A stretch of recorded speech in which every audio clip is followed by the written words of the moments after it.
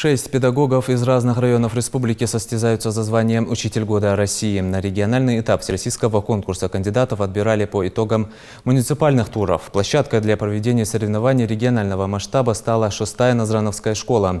О заданиях и претендентах на звание самого высококвалифицированного учителя России следующий сюжет.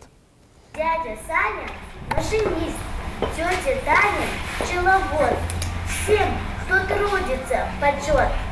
Примерные ученики – современная школа, урок с подвохом. Эту школу и учащихся конкурсанты всероссийского этапа «Учитель года России» видят впервые. А изюминка этапа – стать авторитетом класса всего за 20 минут, объяснить ученикам тему, которую самим участникам озвучили лишь за 10 минут до начала классного часа. На мой взгляд, конкурс «Учитель года» – это прекрасная возможность повысить свою квалификацию. Учитель попадает в экстремальные ситуации, когда не он спрашивает с ученика, а спрашивают с него. С таким учителем точно не соскучишься. Глаза учеников горят, ответить на вопрос рвутся все. Урок удался. Лёля Картоева работает с детьми уже 9 лет. Профессия учитель для нее не просто работа, а смысл жизни. Поучаствовать в конкурсе молодой преподаватель решила не столько для победы, сколько набраться нового опыта.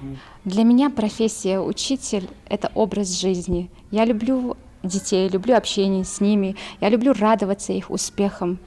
Мне нравится их поддерживать. Мне приятно видеть их горящие глаза. Для каждого совершенство в плане успешного ученика и прочего, оно свое. То есть достичь своей цели. Похвастаться большим учительским стажем конкурсанты не могут. Хамзат Барзагов преподавателем трудится всего 4 года. Конкурс лишь стимулирует учителя использовать новые методики работы с детьми. Классный час «Что такое успех» стал новой игрой для учащихся. Это был очень доступный и познавательный урок. Я сделала для себя выводы, что такое успех, главной составляющей успеха. То, что нужно идти к своей цели, реализовывать свою цель, несмотря на какие-либо трудности. Я думаю, для 20 минут я охватил слишком много.